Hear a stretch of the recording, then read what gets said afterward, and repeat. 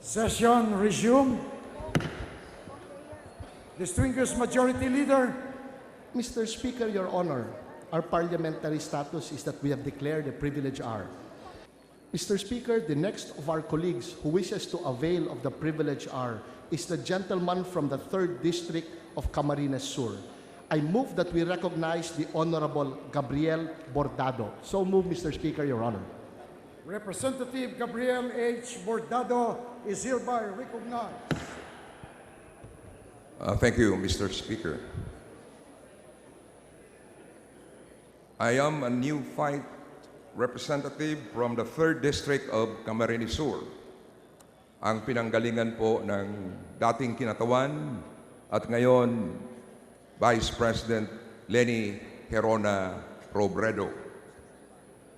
After listening to President Rodrigo Roa Duterte's first ever State of the Nation address during the inaugural session of the 17th Congress last July 25, and the erudite argumentations propounded by some of our brilliant colleagues during the 2 succeeding sessions, I mustered enough courage to avail myself of this privileged hour. I rejoiced when the President declared his firm resolve to intensify the crusade against the purveyors of illegal drugs and to overhaul the Philippine railway system, among other things. Indeed, the drug menace is systematically destroying the very foundation of our nation.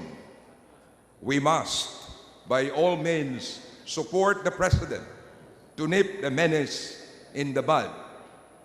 However, Mr. Speaker, the spate of killings in recent days has triggered pained and alarmed reactions from various sectors.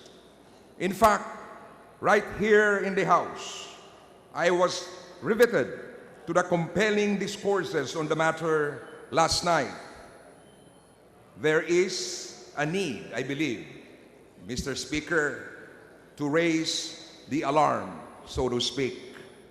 I am therefore appealing to our President and to the outstanding legal minds in Congress to put in place systems and mechanisms aimed at protecting the innocent and the helpless without necessarily affecting the momentum and the traction of the current all-out war against illegal drugs.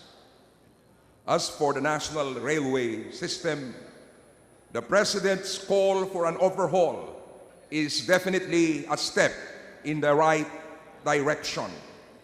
For decades, the economic development of my region, Bicol, had been, as pointed out by my kahimanwa, the very intelligent and articulate Representative Edsel Lagman of Albay, dependent in no small measure, Mr. Speaker, on an efficient and effective railway system. Yet, despite the millions of pesos poured into its rehabilitation, the Philippine National Railways, Mr. Speaker, seems to have been trapped in a veritable limbo. That is why in Bicol, some critics say that the PNR stands for Perminang Raot, or as roughly translated in English, in a perpetual state of disrepair. Meanwhile, Mr. Speaker, I commend President Duterte for walking the extra mile, as Secretary Duresa puts it. Although there was a misstep on the part of Duresa, as some quarters aver, this must not deter the President from continuing to pursue all avenues and leeways to end once and for all what is supposed to be Asia's longest running insurgency problem. Let's all give peace of the living, to use the President's own words, a fighting chance.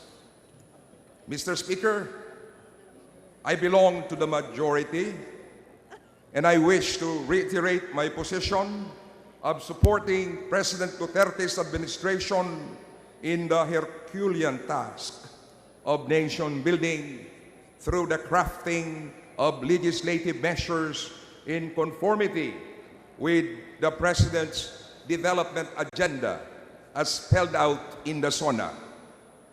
This does not, however, Mr. Speaker, preclude me from voicing out from time to time concerns regarding the issues affecting the nation in general and my district in particular. Mr. Speaker, I am sure that under your leadership, under the leadership of Speaker Alvarez, we will continue having an open and healthy exchange of ideas in this House, regardless of political affiliations. To paraphrase the famous remarks of a nation leader, let 1,000 flowers bloom. Let 100 schools of thought contend to promote progress and peace of the living in our beloved nation. Thank you very much, Mr. Speaker. Distinguished Majority Leader, Mr. Speaker, I move that we refer the speech of the Honorable Bordado to the Committee on Rules. So moved, Mr. Speaker, Your Honor. any objection? The Chair, hearing none. The speech of the Honorable Bordado is directed to be referred to the Committee on Rules.